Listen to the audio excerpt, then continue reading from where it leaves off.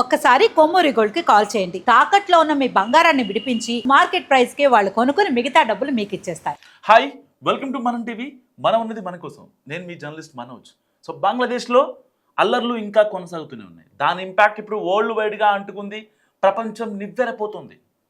హిందువుల్ని అంత దారుణంగా అక్కడ చెట్టు కట్టేసి ఏలాడదీసి జనాలను వచ్చి చితక బాది మళ్ళీ నిప్పంటించడం, ఈ పరిణామాలన్నీ చూసి సో ప్రపంచం అంతా నివ్వెరపోతుంది. పర్టికులర్గా భారత్లో ఒక ప్రచ్ఛన్న యుద్ధం స్టార్ట్ అవుద్దా అన్న ఊహాగానాలు కూడా వ్యక్తమవుతున్నాయి. సో ఇప్పటికే భారత త్రివిధ దళాధిపతి అయిన ద్వివేది అక్కడ బంగ్లాదేశ్ అధికారులకు ఫోన్ చేశారు, కాల్లో కూడా మాట్లాడారు. సో ఎలాంటి హింసాత్మక ఘటనలు జరగకుండా చూసుకోవాలి, భారత్ ప్రాపర్టీస్కి ఏమన్నా ఇబ్బంది జరిగినా సరే సో యుద్ధంలో తప్పదు, అంటే మేము యుద్ధానికి దిగుతాం అనే సంకేతాన్ని ఇచ్చారు ద్వివేది. సో ఇలాంటి నేపథ్యంలో నేపాల్ నుంచి ఈ 7 సిస్టర్స్ ఏదైతే ఉంటాయో, లైక్ అరుణాచల్ ప్రదేశ్ కావచ్చు, త్రిపుర కావచ్చు, నాగాలాండ్ కావచ్చు, మిజోరాం కావచ్చు, సో ఈ 7 సిస్టర్స్ మొత్తం కూడా ఆక్రమించుకోవాలని గతంలో బంగ్లాదేశ్ ప్లాన్ చేసింది. కొన్ని దానికి సంబంధించిన మ్యాప్స్ను కూడా రిలీజ్ చేసిన పరిస్థితి బంగ్లాదేశ్. అక్కడ మేము ఆక్రమించేసుకుంటాం, ఆ 7 రాష్ట్రాలని, ఇండియాకి సంబంధించిన రాష్ట్రాలని ఆక్రమించుకుంటామని చెప్పింది. కానీ దానికి సంబంధించి వాళ్ళు ప్రగల్భాలు పలికారు, కానీ సో వాళ్ళు ఏం చేయలేకపోయారు. ఎందుకు చేయలేకపోయారు అంటే దాని వెనకాల అమెరికా, పాకిస్తాన్ కుట్ర ఉంది. సో ఆ కుట్రలో భాగంగా ఇక్కడ హిందువులను రెచ్చగొడితే భారతదేశం రియాక్ట్ అవుతుంది, దానికి సంబంధించి వాళ్ళతో మనం ఒక సేఫ్ గేమ్ ఆడొచ్చు అనే భావన నిజంగా పాకిస్తాన్కి ఇప్పుడు ఒక స్ట్రాటజికల్గా మూవ్ చేస్తుంది. ఎందుకు ఆ మాట అన్నానంటే, ఫర్ ఎగ్జాంపుల్ అసలు అక్కడ హిందువుని చంపడం ఏంటి? ఎవరో ఒక రాడికల్ టీంకి సంబంధించిన హదీ చనిపోతే ఆ చావుకి హిందువులు ఎలా బ్లేమ్ చేస్తారు? భారత్ వల్లే ఇక్కడ గొడవలు జరుగుతుంది అని చెప్పి ఎలా బ్లేమ్ చేస్తారు?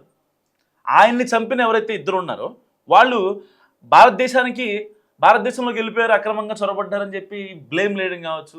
సో మళ్ళీ దాదాపుగా ఒక 15 ఏళ్ళు 20 ఏళ్ళ కిందట 7 సిస్టర్స్ని ఏదైతే ఈశాన్య రాష్ట్రాలు ఉన్నాయో 7 రాష్ట్రాలు, వాటిని మేము స్వాధీనం చేసుకుంటామని ఇవన్నీ కూడా తెరపైకి రావడం ఇప్పుడు ఉత్కంఠ రేపుతుంది.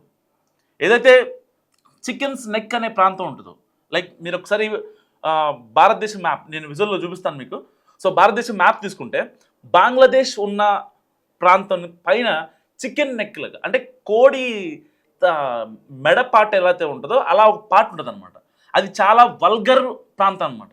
అక్కడ మొత్తం ఈ అల్లరి మూకలు, రౌడీ షీటర్లు, ఉగ్రవాదులు చొరవాడు, లైక్ బాహుబలిలో ఒక సింగవరపు కోట అంటారు కదా, హత్యలు, దొంగతనాలకు పాల్పడే వాళ్ళు అక్కడ వచ్చి సేద తీరుతూ ఉంటారు. సో అలాంటి ప్రాంతం అనుకోవచ్చు ఒక రకంగా. సో ఆ ప్రాంతాన్ని మేము ఎట్టి పరిస్థితుల్లోనే మేము కిల్ చేస్తామని చెప్పి భారతదేశానికి చెందిన త్రివిధ దళాధిపతి ద్వివేది చాలా మాస్ వార్నింగ్ ఇచ్చారు. సో అక్కడి నుంచి ఆ చికెన్స్ నెక్ నుంచి ఆక్రమించుకుంటే ఇంకా మీ బంగ్లాదేశ్ పని అయిపోయినట్టు కూడా ఆయన వార్నింగ్ ఇచ్చారు. భారతదేశానికి సంబంధించిన ఏ ప్రాపర్టీకైనా కొంచెం గీత పడినా సరే సో యుద్ధం అయితే పక్కా అంటూ సందేశాలు ఇచ్చారు. సో ఇప్పటికే హదీ మరణం తర్వాత అక్కడ పరిస్థితులు మరింత గందరగోళంగా మారాయి. నిజంగా అసలు హదీని చంపడం వెనక రీజన్ అక్కడి ప్రభుత్వానికి, అక్కడి ప్రధాని అయినటువంటి యూనస్కి తెలుసు. కానీ అక్కడ ఉన్న రాడికల్స్ టీం ఎవరైతే ఉన్నారు, లైక్ మన ఏపీ తెలంగాణ ఉంటారు కదా కొంతమంది రాడికల్స్, సో ఇలాంటి రాడికల్సే అక్కడ బంగ్లాదేశ్లో ఉండి మతాల మధ్య చిచ్చు పెడుతున్నారు.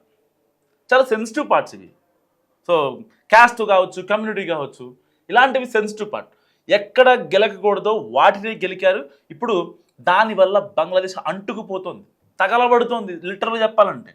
సో ఇప్పటిదాకా మనం మాట్లాడుకున్న దాని ప్రకారం బంగ్లాదేశ్ ఇప్పుడు ప్రమాదకర స్థాయిలో ఉంది. జరగరాని అన్నీ జరుగుతున్నాయి అక్కడ. సో ఇలాంటి నేపథ్యంలో పాక్ ఐసిస్ ఇప్పుడు అక్కడ కుట్ర చేయాలని చూస్తుంది. ఎలాగైనా సరే హిందువుల్ని బూచిగా చూపించే ప్రయత్నం జరుగుతుంది. నాట్ ఓన్లీ హిందువులు, హిందూ దేవాలయాలు, ఎలాగైనా సరే వాళ్ళని ఇబ్బంది పెట్టాలి. సో ఇది పెద్ద ఇలకత మాఫియా అయిపోవాలి. ఎందుకు? రీజన్ ఏంటి? అక్కడ ఎవరైతే ప్రధాని ఉన్నాడో ఆ యూనస్, సో ఇప్పటికిప్పుడు ఎలక్షన్స్ జరిగితే మాత్రం బంగ్లాదేశ్లో యూనస్ గెలిచే పరిస్థితి లేదు. సో దానికోసం వాళ్ళు ఏం చేయాలి? ఎలక్షన్స్ని ఎలాగైనా పోస్ట్పోన్ చేయాలి.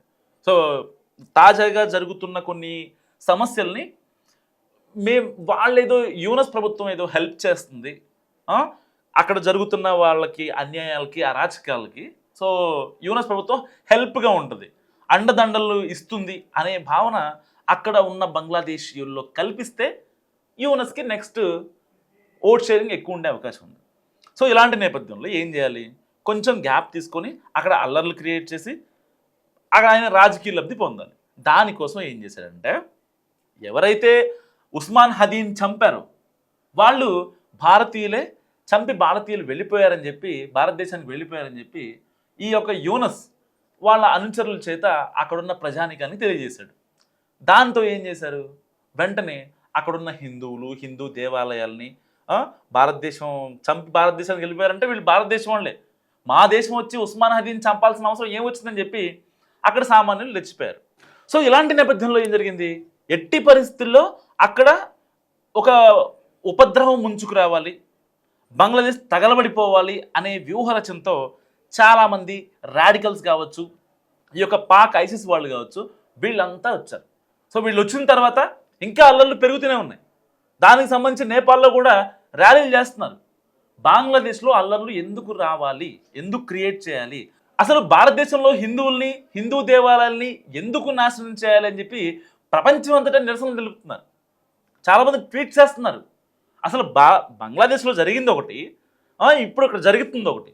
దాని ఇంపాక్ట్ ఎవరు రాజకీయ లబ్ధి పొందుతున్నారు, అక్కడ ఆపద్ధర్మ ప్రధాని యూనసా, లేదంటే ఈ పాక్ ఐసిస్ కావచ్చు, లేకపోతే కొన్ని రాడికల్స్ కమిటీలా, దేనికోసం అంత, దేనివల్ల అంటే కేవలం ఎక్కడ ఏ తప్పు జరిగినా సరే ముందు భారతీయుల్ని, హిందువుల్ని ఇబ్బంది పెడితే మనం రాజకీయంగా లబ్ధి పొందొచ్చు అనే భావన చాలామందిలో ఉంది, ప్రపంచవ్యాప్తంగా ఉంది. నిజంగా ఈ మాట అనడం తప్పలేదు, చాలా చోట్ల ఉంది. ఎక్కడికి వెళ్ళినా సరే, ఇంతకుముందు అమెరికాలో అయినా, అంతకుముందు ఆస్ట్రేలియాలో అయినా, లేకపోతే ఇంగ్లాండ్లో అయినా, ఇలా మనం కొన్ని చూసాం. ఎక్కడికి వెళ్ళినా ఫస్ట్ హిందూ దేవాలయాల్ని ధ్వంసం చేస్తారు. చాలా సెన్సిటివ్ పార్ట్ కదా, ఎందుకంటే హిందువుల మనోభావాలను దెబ్బతీస్తే వెంటనే వాళ్ళు రియాక్ట్ అవుతారు, కాబట్టి మనం హింసను ప్రేరేపించవచ్చు అనే భావన చాలా మందిలో ఉంటుంది. సో ఇలాంటివి ఇవి కొత్త ఏం కాదు, ఇంతకుముందు కూడా గతంలో కూడా షేక్ హసీనా ప్రభుత్వం ఎప్పుడైతే కూలిపోవడానికి రెడీగా ఉందో ఆవిడని ఇంటికి వెళ్ళి మరి తరిమారో అప్పుడు కూడా భారతీయులే కారణం అంటూ చాలామందిని ఇబ్బంది పెట్టారు. ఆవిడ ప్రధానమంత్రి మోడీ గారితో పెద్ద ఫోన్లో మాట్లాడుతుంది, ఇక్కడున్న రాజకీయ చర్చలు కావచ్చు, దేశానికి సంబంధించిన ఆర్థిక వ్యవస్థలు కావచ్చు, ఇవన్నీ చెప్తూ ఉంటుంది. చాలామంది మాట్లాడారు. అప్పుడు కూడా హిందువులనే దూషించారు, హిందువుల్ని ఇప్పటికీ ద్వేషిస్తూనే ఉంటారు. దేవాలయాల్ని ఎలా కుట్ర చేయాలి, ఎలా ఇది చేయాలని చెప్పి కూడా మాట్లాడుకుంటూ ఉంటారు. సో ఇన్ని కాన్సిక్వెన్సెస్లో అసలు బంగ్లాదేశ్లో అల్లర్లు ప్రేరేపిస్తుంది ఎవరు, రాజకీయ లబ్ధి పొందుతున్నది ఎవరు, మీరేమనుకుంటున్నారు మస్తు కామెంట్ చేయండి. చూస్తూనే ఉండండి మన టీవీ.